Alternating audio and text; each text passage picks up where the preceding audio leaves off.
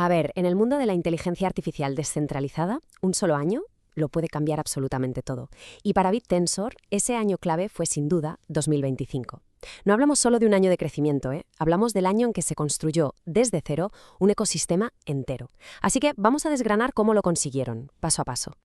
Entonces, aquí la pregunta del millón es, ¿cómo se pasa de una idea, de un concepto que suena muy bien, a un ecosistema que de verdad funciona, que está vivo? No se trata solo de repasar una lista de actualizaciones, sino de entender cómo nació y cómo evolucionó esta red en un año que, la verdad, lo cambió todo. Vale, pues vamos a empezar por el principio, como tiene que ser. Todo gran edificio necesita unos cimientos que sean sólidos como una roca. Para BitTensor, todo ese trabajo fundamental se hizo en los primeros 3 meses de 2025. Ahí se puso la base para todo lo que estaba por venir. El año arrancó con un enfoque súper técnico muy claro. En enero todo giraba en torno a hacer el protocolo Subtensor, que es como la columna vertebral de la red, mucho más estable y seguro. Luego, en febrero, ya vimos crecer las primeras subnets especializadas, sobre todo en temas de lenguaje y de visión por computadora. Y para marzo, el foco se puso en la comunidad, organizando hackathons para que se sumaran nuevos desarrolladores al proyecto. Pero ojo, todo este trabajo técnico no estaba pasando en una burbuja. Desde el primer momento había un doble motor empujando todo esto. Por un lado, el interés de la propia comunidad y por otro, la atención de inversores institucionales.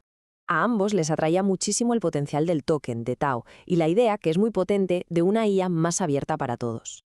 Bueno, si el primer trimestre fue para poner los cimientos, en el segundo se pisó el acelerador, pero a fondo. La palabra clave dejó de ser estabilidad y pasó a ser expansión. Aquí es donde todo empezó a moverse a una velocidad de vértigo. Y la palabra explota no es para nada una exageración. El periodo entre abril y junio fue un antes y un después.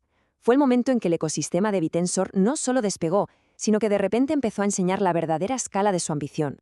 El crecimiento no fue solo a lo ancho, sino también a lo profundo. O sea, la red se expandió mucho más allá de las áreas del principio. Se empezaron a abrir subnets para modelos de lenguaje súper avanzados, para generar código, incluso para síntesis de voz. Cada nueva subnet era básicamente un nuevo mercado de inteligencia que se abría al mundo. Y el crecimiento no fue solo hacia adentro. En este trimestre vimos las primeras alianzas estratégicas con empresas de fuera, empresas de datos y de IA. Esto es importantísimo, porque supuso una validación del proyecto desde fuera y abrió la puerta a colaboraciones que lo iban a llevar a otro nivel.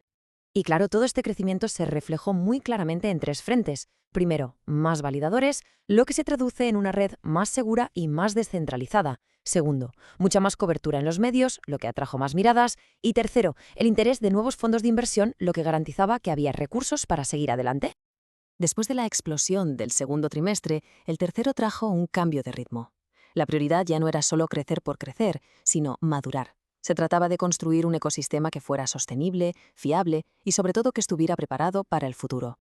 El lema del tercer trimestre podría ser perfectamente este, de la velocidad a la solidez.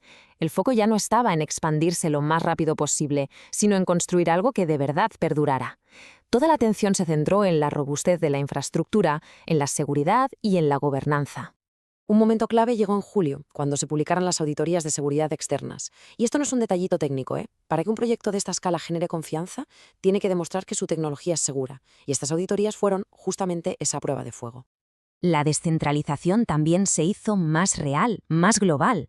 La red se fue expandiendo geográficamente, con un crecimiento muy destacable de nodos en Europa y en Asia.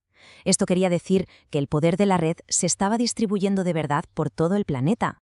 Además, en agosto se pusieron en marcha herramientas de gobernanza on-chain mucho más claras y transparentes.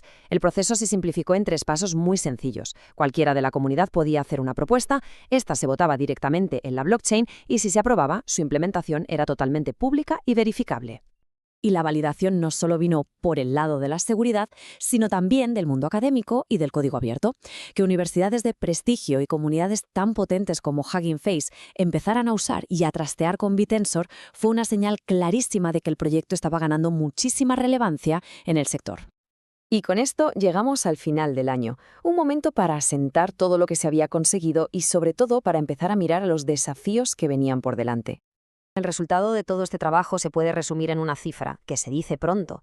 Para noviembre de 2025, el ecosistema ya tenía más de 30 subnets activas y funcionando de forma sostenida. 30 mercados de inteligencia descentralizada. Ahí es nada.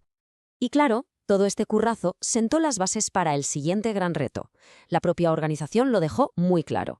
Si 2025 fue el año de la expansión, de crecer, 2026 iba a ser el año de la escalabilidad masiva, de la interoperabilidad y de poner un foco renovado en la privacidad. El año 2025 fue, sin lugar a dudas, el año en que Vidensor demostró que se podía construir un ecosistema de IA descentralizada a gran escala. La pregunta que ahora queda en el aire es si el siguiente paso, el de la escalabilidad masiva, va a convertir esta tecnología en algo capaz de cambiar las reglas del juego para siempre.